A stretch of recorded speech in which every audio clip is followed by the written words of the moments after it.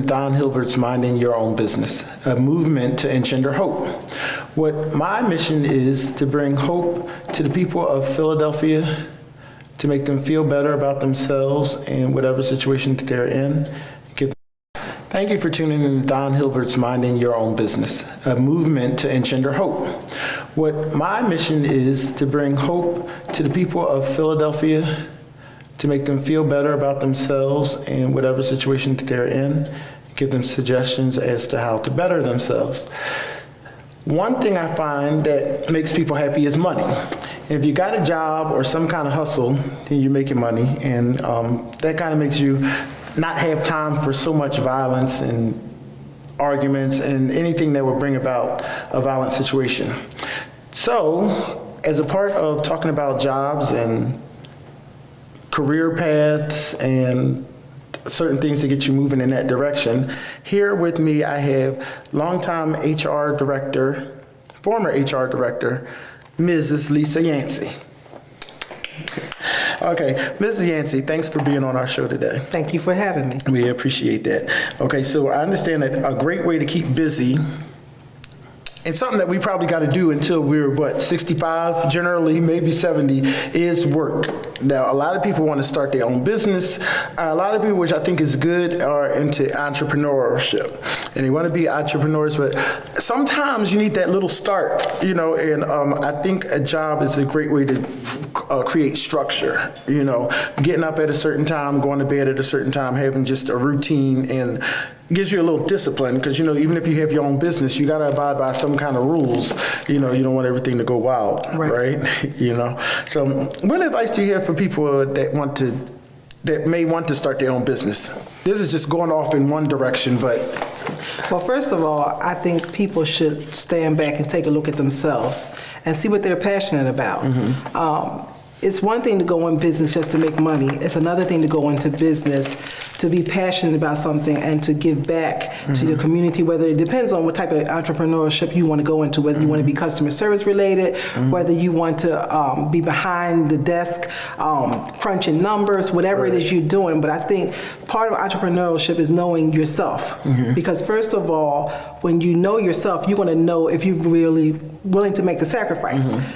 People that have their own businesses, they're not just working 9 to 5 or 8 to 4 or 7 to 3. They have to be prepared to work behind the scenes. They're going to be looking at how they can finance their business. They're going to be looking at who they're going to hire for their business. They're going to be looking at what type of resources that they need for their business, which means you're not going to be able to do that in an 8 hours time span. You're going to need to dedicate yourself to working long and hard. And when things may not go as well as you want them to go, you're going to be the one to pitch in, because when everybody else goes home, you're the one that's going to have to pick up the pieces and keep it moving. I guess that falls into doing what you love, and you're doing something that you love and you're passionate about will wake you up in the middle of the night and you're writing down ideas.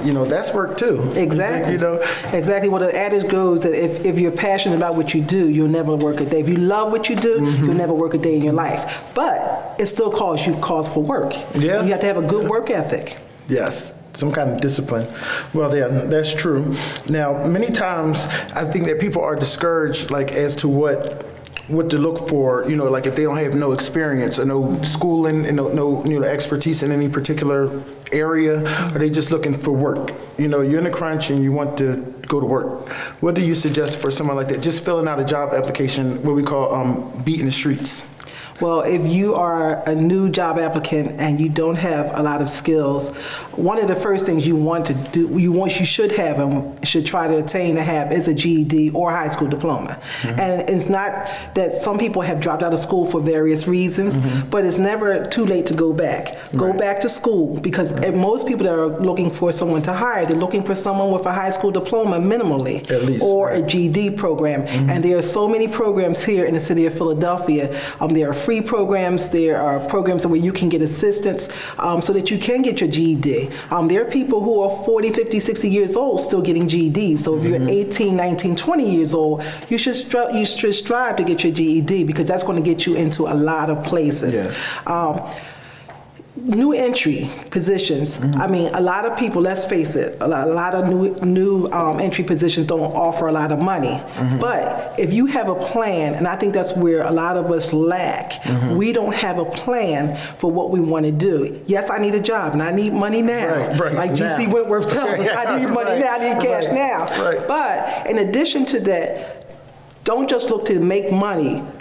This is just my start. Where am I going with this? And then give yourself hope. I think a lot of people, if we had hope, like you said, your job, your mission that you're having, this mission for this show is to give people hope. They also have to kind of encourage themselves and give themselves hope and say, okay, I'm starting here at ground zero, but where do I want to be? There are a lot of entry-level positions. You can work in a day camp, a summer day camp. A lot of times you can get positions there if you're good with children and you don't have a criminal record. Of course. For child abuse, you can get a job working in daycares. You can work in retail, the fast food restaurants. And if you do a good job in fast food restaurants, a lot of them have tracks for management positions and management programs. So there are a lot of different things people can do. You can, if you're good at working with your hands, maybe you can get a job working with a gardener for the summer. And then there are programs for horticulture. My brother actually, who was incarcerated for a while, did go through a program for horticultural. And he got a certification for it. So that gave him inroads to always have money. In the winter, you're plowing. You're plowing in the snow. In the summer, you're doing gardening. So there's always something, but you just need to start. And there are resources out here to start with. The question is, where do I start and who can help me to get started? You help yourself first.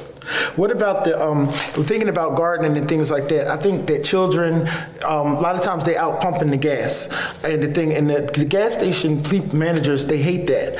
But I was thinking maybe if people could show the kids how to pull up weeds. A lot of older people or younger people, adults, don't like doing that. So I mean, starting from young, if you really want to do something, I wanted to work when I went around the corner at the market when I was 10, maybe 11, on my way to 11. I think I just turned 11, and I was wiping down shelves for $50 a week because that's what I wanted to do. And of course, I took off on Thanksgiving and Black Friday because there was the school days that we had off, and then the whole weekend because I didn't know anything about that.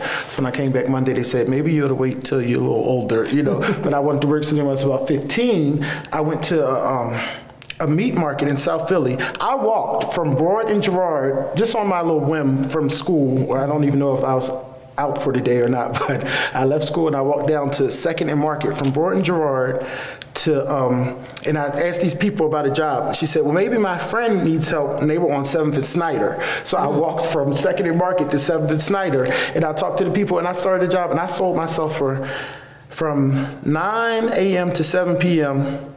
for $200 a week, $180 a week.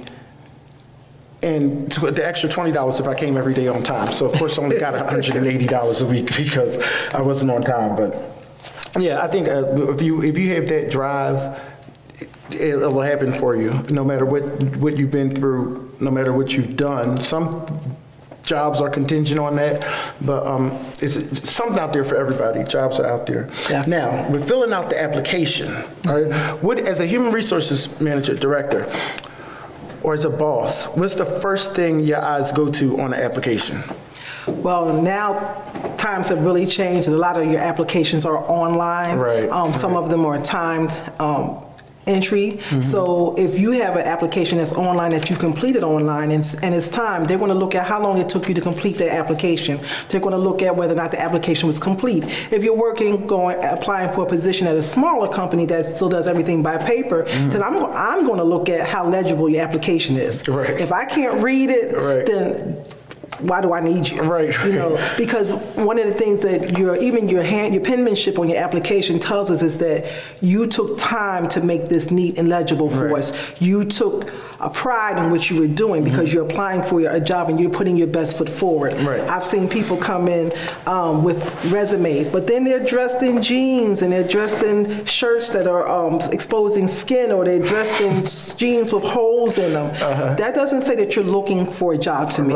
You should should, and it doesn't mean that you have to come suited down, but you should come dressed presentable. Okay. You should come, if you have a business casual, you should be neat. Your shirt should be tucked in. You should look like you're seeking employment and you're selling yourself, because you mentioned that earlier. You said, I sold myself. Yeah. So when you come with an application, make sure that it's neat, make sure it's complete, make sure all the information is accurate. If you don't understand something about the application, don't be afraid to ask. I'd rather you ask me, and I can give you the correct answer before you put misinformation on it, and it looks like you might be trying to commit fraud, because we don't want anybody to do that on an application. Right, no lying. Well, what about if someone... No, I won't say that. Okay, so we want to fill out the application and make it legible. So what's maybe the next thing you would go to if it passes that part?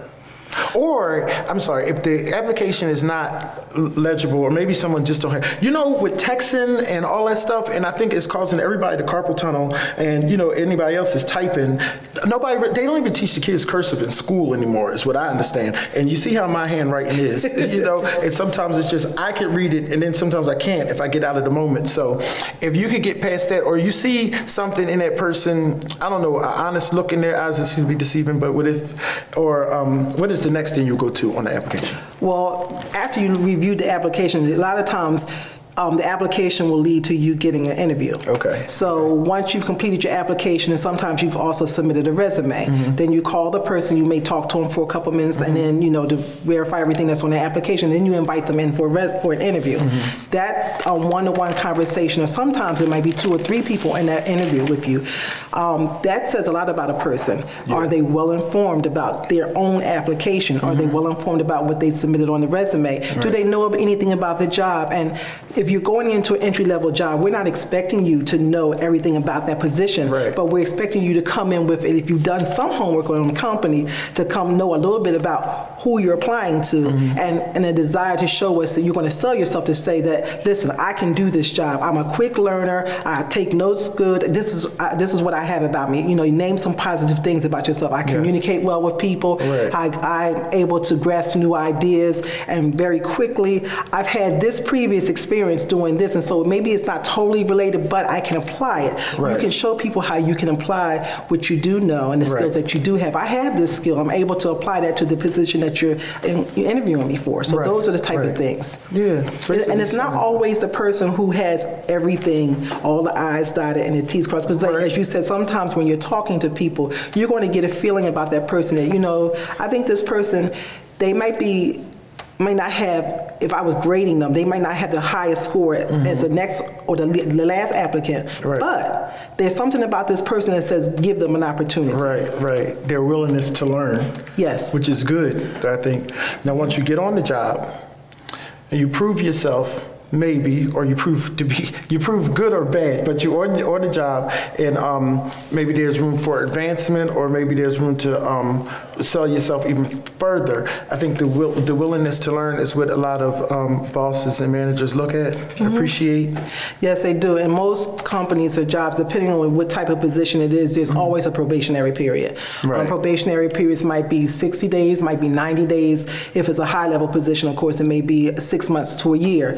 So people are evaluating you. They're basic things: punctuality, attendance, how well you're applying what you've been trained to do, because in most jobs they are going to train you. And then the thing about training is that it is, the probationary period is a time when you get to learn, and if you're unsure of things, you get to ask questions. So I think a lot of people during their probationary period, they feel like they're just pushing to do the best job ever. But if you're not getting the correct information, or if you're not applying the proper techniques for that position, then you need to, during that probationary period, sit down and say, you know what, I'm having trouble in this area. Can you show me how to do this and that again? That way you can get it right. And then that tells that supervisor, hey, this person is so conscientious about their job, they're willing to say, I don't know how to do that part, but I want to do it correctly, so show me. And that's a sign of a good person who's going to go far, when they can do that. Once they get the information and they apply it and they go ahead and do the job and they continue, and you're conscious about your job. You're conscious about your productivity. integrity. Yes. You're conscious about how you work with the team, because Right. sometimes the jobs are not just you doing something by yourself. You're working with a team of people. And so Yes. that's important to be a team player. Well, sometimes you're working by yourself, and what's not really team playing, which people don't realize, they think it's individual to them. Oh, it's not hurting them. They got everything they need. They got money. It's attendance. Now, if somebody calls out on the telephone and says, "It's not going to happen," they don't need me. They got all the other people doing that. I'll be in tomorrow. But I understand now. The older I get, is that jobs depend on you to be there in your place. And I think that's why a lot of attendance is set in. But Most definitely. If I didn't need you there, that's why the position is there. Right, So you are right. a part of the team. You're needed. and not only the time and effort that y'all take to hire and to train, maybe supply uniforms or anything, it would be considerate of an employee to maintain that. I don't know how you say, go along with it, but scenario. Okay. Yeah, I can't come into work today. I'm sick. Now, maybe it sounds like they're trying to be smart or something like that, or, it's just exaggerating. I'm exaggerating the lie, so to speak. How do y'all determine, whether it's truth or not, or you don't determine? First of all, it's going to depend on your personnel policies. Every agency, every good company has a personnel policy. And people, in most cases, are awarded paid leave, whether it's vacation, sick time, personal time.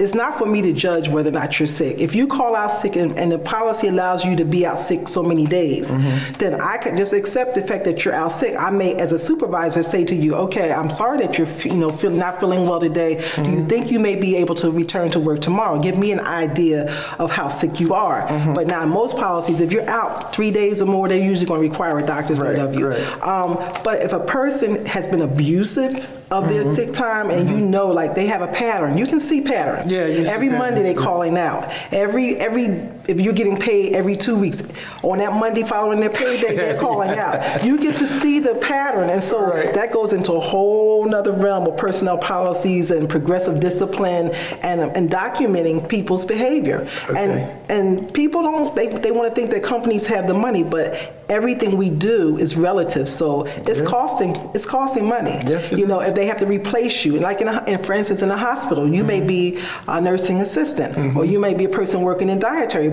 or you might be the oncologist on call for that day. If you're out, somebody has to replace you. Right. There are some positions where you don't need a replacement. You can get away with it for that Right. day. But in a lot of positions, they do need a replacement. If you're a school Teachers. teacher, yes, and you call out that day, they have to have a substitute to fill in for that. Right. And that's all on computers and all now. Right. But everything is relative. So, and the thing about sick time is there for you when you really are sick. And God forbid that you abuse it, and then when you need to have that sick time, you don't have it available to you. Right. And the government has realized that people do have situations that have come upon them where they need sick time. And so they've even put some other laws in, which is a whole other conversation called HIPAA, that helps people when they do need to be out for periods of time because they are sick, or to help care for a sick child or a parent, so on and so forth. But yeah, so I mean, the thing about employment, any type of employment, whether you're entry level, mid-level management, a CEO, we have to show that we have integrity. Integrity is needed in any position. Yes. And that's why I say people should be passionate about what they do. Yes. We've all had jobs that we've done because we needed money. Right. But at some point in our lives, because we are going to be working so many years, and now most people are working until they're 70, 72 years of age before they even consider retirement. Right. We want to do something that we're not only comfortable with and that we're knowledgeable about, but that we enjoy doing. So therefore, we should have the integrity to be good to our employer, and hopefully our employers will deal properly with us as well. Right. And I've had some good experiences that way, so. I'm sure. People are people. I think it's wonderful. We're going to take a quick break for our sponsor, and we'll be right back with Miss Lisa Yancy. Okay, now welcome back to Don Hilbert's MYOB, and we're here with Lisa Yancy, longtime Human Resources Director. I don't know if I said HR the first time, but if you don't know, HR stands for Human Resources. Okay, that's the people that do the hiring and firing. And this segment of our show, or our show today, is sponsored by Tea and Company Convenience Store, and they also do catering, event styling, rentals and convenience store. Basically, it's a store, and I shouldn't say basically, but this is located at 29 South Morton Avenue in Morton, Pennsylvania, which is like out past Glen Olden and around that area where the Walmart and all that stuff is. Straight out McDade Boulevard, somewhere around there you could find it. And that's in Morton, PA. Telephone number is 484-478-8070.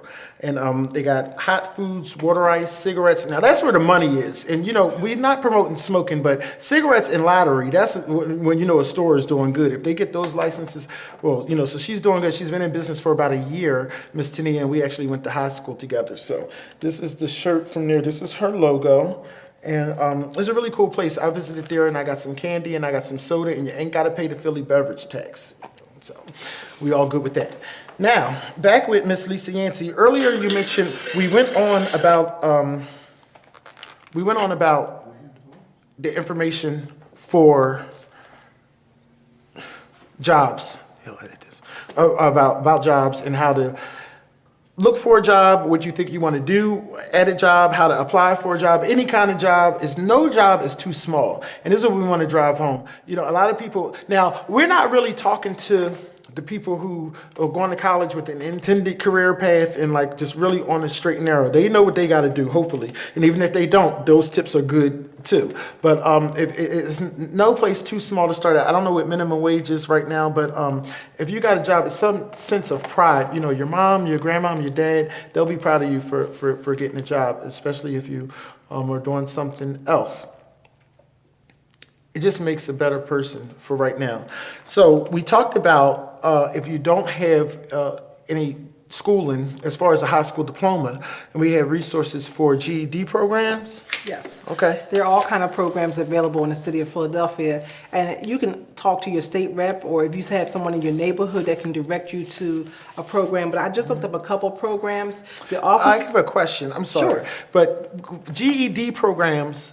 Now, you mentioned the state rep. Now, when I sit in my private time and I say state rep, I think of somebody that I can't touch or I cannot call on the telephone, or, you know, you can't walk past and shake their hand. So are these people are really accessible, huh? Their offices are accessible. You can call the city office of City Hall, excuse me. You can call City Hall and ask for their particular office for someone, and then they have a lot of people that work in the office, a lot of volunteers that work in the office, and they have a list of programs. Okay, great. And a lot of times your block captain or your committee person in your neighborhood, if you know who they are, they can also give you inroads to information. I have just looked up a couple, but GED programs in Philadelphia, the Office of Adult Education, which is a part of the city of Philadelphia, is located right in Center City at 2 Penn Center, John F. K. Boulevard. Their telephone number is area code 215. I had to put my glasses on because I can't see.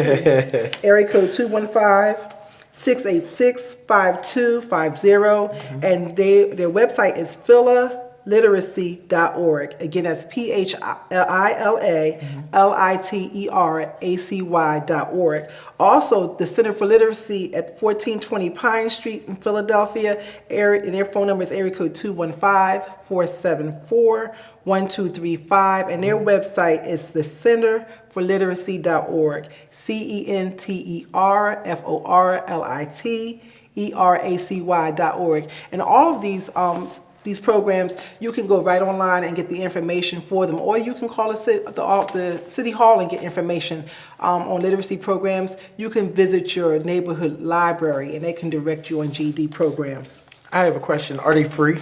A lot of them are free. If you go through these two, they are free, or they will assist you with the payment. They will find sponsors to assist you with the payment. Now that's there are a lot of paid ones out there, but you want to look for the free ones. The free ones, yeah. So if you go through the city of Philadelphia, you can usually find the free programs. And if you have the GED, it's not going to say whether it's free or not, but it's good for you. And sometimes they give you car fare and stuff like that. They do. There are programs. Easy to get downtown, and it's easy to navigate. One thing I tell tourists, and they say, you know where to get there? I say, look, all the streets go this way and that way. You know, it's simple, unless you're in Germantown or somewhere. But, you know, most of these places are downtown, so you're not. Okay. Now, as far as GED, that's great resources. Record clearing. Some people get discouraged, and I think it's terrible. Not terrible, but it's simple. You don't have to feel bad about having a lot of people make mistakes. If you're intending to do something positive or you want to change your road traveled, you have maybe a criminal record. You can get it cleared. If you can't get it cleared, you can get jobs with criminal records, even felonies. Now, I'm not saying go out and commit one, but if you have one, you can go out and get a job, and we have information on clearing records. Right. Okay. There are, as you said, there are companies out there that will hire convicted felons, and they realize that a lot of people are out trying to make a fresh start, and so they're willing to give people a chance. But if you have a criminal record, not every criminal record can be expunged, but there are some that can be expunged. Okay. But if you want to find out if your record is eligible for expungement, you can visit the Community Legal Service, and they're located at 1410 West Erie Avenue in Philadelphia. Their phone number is area code 215-227-2400. Broad and Erie. Yes, Broad and Erie. Okay. 1 block from Broad Street. Cool. And they also have a website at clsphila.org/services. And there's also the Pennsylvania Law Help.org. You can go to that website, and right now they have a lot of upcoming clinics for expungement. And so right now starting in February, they're going to have classes in the Bryberg section of Philadelphia, Community College of Philadelphia, and in March they're going to have a class sponsored by SEBA at 14th and West Diamond Street, and again March 24th, Village of Arts and Humanity. So these are ongoing areas of companies that will help you with expungement of your record. Just prior to coming here this evening, I found out from a friend of mine, she was actually went to a meeting with Kenyatta Johnson's office, who is one of the councilmen for the city of Philadelphia. They have all kind of programs. It's just that we don't always know about the program. Right. But if you can get into the ear of someone in City Hall, your neighborhood, you can find out about the programs. They have a community forgiveness and restoration program going on currently, and it's inviting men who have been, it's free, and they're inviting men who have been incarcerated. It's a 6-week workshop, and it's totally free, and it's all kind of counseling on expungement of records, how to get jobs, how to manage behavioral counseling. They have all kind of things to help people, all of us, get employment and how to stay employed, and just give you second opportunities for second chance. I think that's terrific, and it's very resourceful. If you want to get on that path, it doesn't get no more simple than this. But the part that stood out to me says, resources provided, free breakfast and lunch. And I love free breakfast and I love free lunch. Free dinner, you used to be in the home by then, but I think that's terrific. And I like the name, the way they put it, community forgiveness. It just has a welcoming feel to it, community forgiveness and restoration.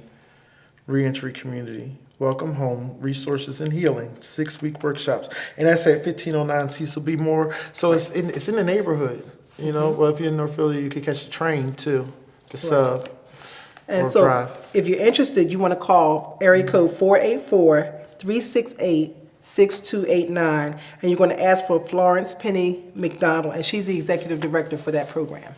Excellent. Now, one thing I wanted to mention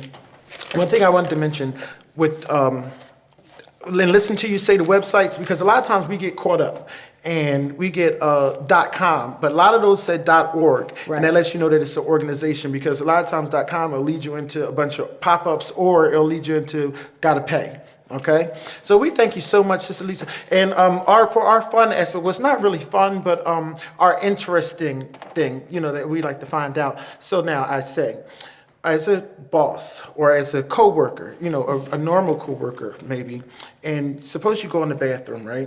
And you see in the ladies' room, and you find a coworker snorting cocaine. Okay, so do you A, tell them, please leave? B, let's get you some help? Or C, don't worry, everybody's doing it? Or D, all of the above? Okay, repeat those again before I give you my answer. A, the answer is all of the above. Amen. Thanks a lot. He gave us the Wait, I need to answer that. You do? So can I answer it really quickly? The answer is D. Oh, well, all of the above. First of all, wait. Did you get the answer? The question? I'm gonna say. That's why I want the questions. All right. I would first of all, try to get that person to cease and desist what they're doing and get them to a quiet area where we can sit and talk with them. We want to get them help. We want to let them know that there is help available for them. And the fact is that they're not alone. Oh. And that is a violation. So I have to also remember, if you're working and you're doing this during work hours, this is a violation of our practices. So all of the above is going to apply. Oh, really? So it was the right answer. I'm a genius. We really appreciate having you here today. Thank you for taking your time. I really appreciate being here today. And this is good information, very good information. Thank you so much. Thank you.